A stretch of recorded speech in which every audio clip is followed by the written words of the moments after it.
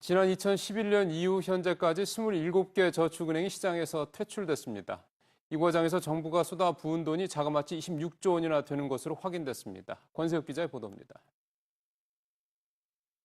적어도 상반기 중에 부실을 이유로 해서 추가적인 영업 정지가 없을 것이라는 점을 삼화저축은행을 시작으로 솔로몬과 토마토 등 업계 1, 2위 저축은행을 포함해 지난 3년 동안 27개 저축은행이 퇴출됐습니다.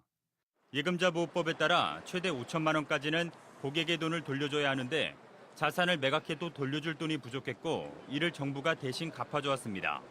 그래서 지난 3년 동안 구조조정을 위해 정부가 쏟아부은 돈이 총 26조 4천억 원입니다.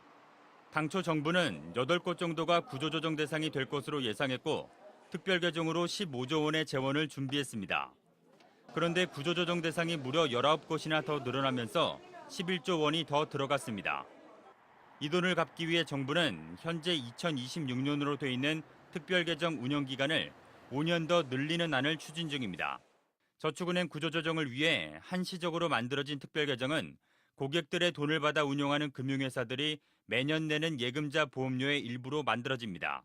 운용기간이 늘어나면 그만큼 특별 개정에는 자동으로 돈이 쌓이게 됩니다.